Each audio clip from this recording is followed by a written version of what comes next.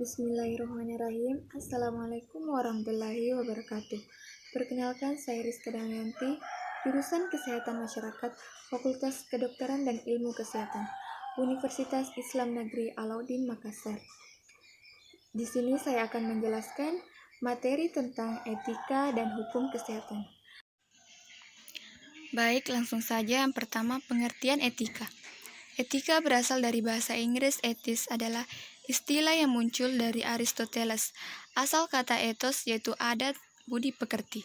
Etika pada umumnya adalah setiap manusia mempunyai hak kewajiban untuk menentukan sendiri tindakan-tindakannya dan mempertanggungjawabkan di hadapan Tuhan. Sedangkan pengertian etiket. Etiket yaitu cara melakukan perbuatan sesuai dengan etika yang berlaku. Adapun perbedaan etika dan etiket. Yang pertama, etika menetapkan norma perbuatan, apakah perbuatan itu dapat dilakukan atau tidak. Contohnya, masuk tanpa izin tidak boleh. Sedangkan etiket menetapkan cara melakukan perbuatan sesuai dengan yang diinginkan. Masuk ke rumah orang, mengetuk pintu atau beri salam. Yang kedua, etika berlaku tidak bergantung pada ada tidaknya orang. Contohnya, larangan mencuri walau tidak ada orang, sedangkan etiket berlaku jika ada. Yang ketiga, etika bersifat absolut, tidak dapat ditawar. Contohnya mencuri dan membunuh, sedangkan etiket bersifat relatif. Yang keempat, etika memandang manusia dari segi dalam batinnya. Contohnya, orang-orang bersifat baik, tidak munafik, sedangkan etiket memandang manusia dari segi luar lahiriah. Contohnya, bersifat sopan dan santun, tapi munafik. Selanjutnya, adapun jenis-jenis etika. Ada dua jenis etika. Yang pertama, etika umum dan etika khusus. Yang pertama, etika umum membicarakan mengenai kondisi-kondisi dasar bagaimana manusia bertindak secara etis. Teori-teori etika dan prinsip-prinsip moral dasar yang menjadi pegangan bagi manusia dalam bertindak, serta tolak ukur menilai baik dan buruk. Yang kedua, etika khusus adalah penerapan prinsip-prinsip moral dasar dalam bidang kehidupan yang khusus. Adapun prinsip-prinsip etika kesehatan, yang pertama, tidak merugikan. Prinsip tidak merugikan adalah prinsip menghindari terjadinya kerusakan atau prinsip moral yang melarang tindakan yang memperburuk keadaan pasien. Yang kedua, membawa kebaikan adalah prinsip moral yang mengutamakan tindakan yang bertujuan untuk kebaikan pasien atau penyediaan keuntungan dan menyeimbangkan keuntungan tersebut dengan risiko dan biaya. Yang ketiga, menjaga kerahasiaan. Institusi kesehatan akan menjaga kerahasiaan informasi yang bisa merugikan seseorang atau masyarakat. Aturan dalam prinsip kerahasiaan adalah informasi tentang pasien harus dijaga. Segala sesuatu yang terdapat dalam dokumen atau catatan kesehatan pasien hanya boleh dibaca dalam rangka pengobatan pasien. Tidak ada seorang pun dapat memperoleh informasi tersebut kecuali jika diizinkan oleh pasien dengan bukti persetujuan. Yang keempat, otonomi pasien, yaitu prinsip yang menghormati hak-hak pasien, terutama hak otonomi pasien, dan merupakan kekuatan yang dimiliki pasien untuk memutuskan suatu prosedur medis. Prinsip moral inilah yang kemudian melahirkan konsep informed consent. Yang kelima, kepercayaan.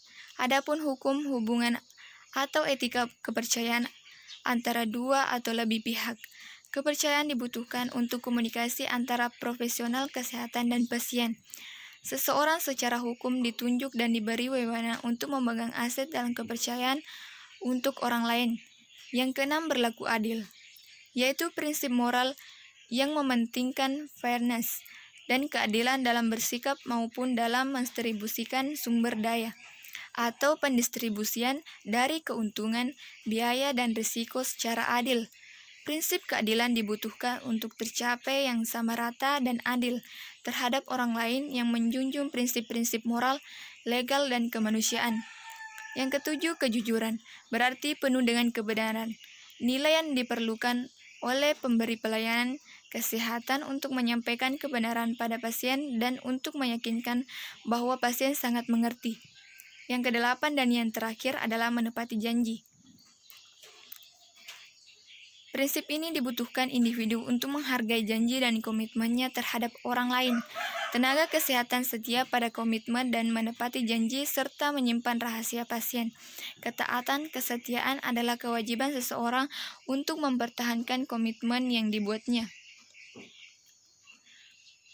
Adapun pengertian etika kesehatan, menurut Lennon, suatu penerapan dari nilai kebiasaan etika terhadap bidang pemeliharaan dan pelayanan kesehatan, dan adapun pendapat dari Sarjono Soekanto, yaitu penilaian terhadap segala kesehatan yang disetujui dan juga mencakup terhadap rekomendasi bagaimana bersikap tidak secara pantas dalam bidang kesehatan.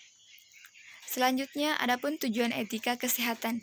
Etika kesehatan bertujuan mengatur bagaimana bertingkah laku dalam memberikan jasa pelayanan kesehatan, menentukan aturan-aturan yang mengatur bagaimana menangani suatu masalah yang berkaitan dengan etik dan tidak menjadi suatu hal masuk ranah hukum atau menimbulkan efek hukuman bagi diri sendiri maupun pasien dan klien. Selanjutnya, perbedaan etika kesehatan dan hukum kesehatan. Etika kesehatan objeknya semata-mata dalam pelayanan kesehatan, sedangkan hukum kesehatan objeknya tidak hanya hukum tapi melihat nilai-nilai hidup masyarakat. Adapun tantangan kode etik kesehatan masyarakat. Yang pertama, kesehatan masyarakat harus mencapai kesehatan masyarakat dengan cara menghormati hak-hak individu dalam masyarakat. Yang kedua, kebijakan kesehatan masyarakat, program dan evaluasi melalui proses yang dijamin kesempatan untuk masukan dari anggota masyarakat. Yang ketiga, kesehatan masyarakat harus mendukung dan bekerja untuk mendukung pemberdayaan anggota masyarakat yang bertujuan untuk memastikan bahwa sumber daya dasar dan kondisi yang diperlukan untuk kesehatan dapat diakses oleh manusia. Yang keempat, kesehatan masyarakat harus mencari informasi yang dibutuhkan untuk mengimplementasikan kebijakan dan program yang melindungi dan memajukan kesehatan yang efektif. Yang kelima, lembaga kesehatan masyarakat harus menyediakan masyarakat dengan informasi yang mereka miliki yang diperlukan untuk keputusan tentang kebijakan atau program dan harus mendapatkan persetujuan masyarakat. Yang keenam, lembaga kesehatan masyarakat harus bertindak secara tepat waktu pada informasi yang mereka miliki dalam sumber daya dan mandat yang diberikan kepada mereka oleh masyarakat. Yang ketujuh, program dan kebijakan kesehatan masyarakat harus dilaksanakan dengan cara yang paling meningkatkan lingkungan fisik dan sosial. Yang kedelapan dan yang terakhir, lembaga masyarakat harus memastikan kompetensi profesional karyawan mereka. Adapun hak dan kewajiban responden. Yang pertama, hak-hak responden. Ada 3, yaitu penghargaan kebebasan pribadinya. Yang kedua, merahasiakan informasi yang diberikan. Yang ketiga, memperoleh jaminan keamanan dan keselamatan akibat dari informasi yang diberikan. Kewajiban responden yaitu memberikan informasi yang diperlukan peneliti. Dan adapun hak dan kewajiban peneliti. Hak responden yaitu memperoleh informasi yang dibutuhkan sejujur-jujurnya. Dan kewajiban peneliti yaitu ada 3. Yang pertama, menjaga kerahasiaan responden. Yang kedua, menjaga privasi responden. Dan yang ketiga, memberikan kompensasi. Kemudian kode etik profesi. Kode etik adalah seperangkat kaidah perilaku yang diharapkan dan mempertanggungjawabkan dalam melaksanakan tugas pengabdian kepada bangsa, negara, masyarakat, dan tugas-tugas organisasinya, serta pergaulan dalam sehari-hari dan individu-individu dalam masyarakat. Adapun kode etik yang harus dimiliki yaitu harus rasional, harus konsisten tetapi tidak kaku, dan harus bersifat universal.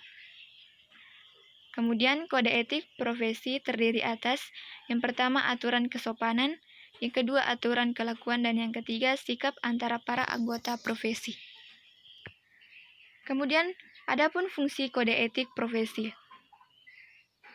yaitu melindungi suatu profesi dari campur tangan pemerintah, kemudian mencegah terjadinya pertentangan internal dalam suatu profesi. Yang ketiga, melindungi para praktisi dari kesalahan praktik suatu profesi. Adapun ciri profesi yaitu yang pertama, memberikan pelayanan servis pada orang secara langsung yang umumnya bersifat konfidensial. Yang kedua, menempuh pendidikan tertentu dengan melalui ujian tertentu sebelum melakukan pelayanan. Yang ketiga, anggotanya yang relatif homogen. Yang keempat, menerapkan standar pelayanan tertentu. Dan yang kelima, etik profesi yang ditegakkan oleh suatu organisasi profesi. Adapun jenis-jenis hukum kesehatan. Yang pertama, hukum kesehatan publik lebih menitikberatkan pada pelayanan kesehatan masyarakat atau mencakup pelayanan kesehatan rumah sakit. Yang kedua, sedangkan untuk hukum kedokteran lebih memilih atau mengatur tentang pelayanan kesehatan pada individual atau seorang saja. Akan tetapi, semua menyangkut tentang pelayanan kesehatan. Dan adapun hukum kesehatan dapat dikelompokkan menjadi berbagai bidang antara lain. Yang pertama, hukum kedokteran dan kedokteran gigi. Yang kedua, hukum keperawatan. Yang ketiga, hukum farmasi klinik. Yang keempat, hukum rumah sakit. Yang kelima, hukum kesehatan masyarakat. Yang keenam, hukum kesehatan lingkungan. Yang ketujuh, hukum rumah sakit. Yang kedelapan, hukum laboratorium kesehatan. Dan yang kesembilan, hukum asuransi kesehatan. Kemudian, adapun Undang-Undang Hukum Kesehatan. Yang pertama, Undang-Undang Nomor 36 Tahun 2009 tentang Kesehatan. Yang kedua, Undang-Undang Nomor 44 Tahun 2009 tentang Rumah Sakit. Yang ketiga, Undang-Undang Nomor 36 Tahun 2014 tentang Tenaga Kesehatan. Keempat, Undang-Undang Nomor 29 Tahun 2004 tentang Praktik Kedokteran. Yang kelima, Undang-Undang Nomor 38 Tahun 2014 tentang Keperawatan. Dan yang keenam adalah Undang-Undang Nomor 4 Tahun 2019 tentang Kebidanan. Sekian dari penjelasan materi etika dan hukum kesehatan. Wassalamualaikum warahmatullahi wabarakatuh.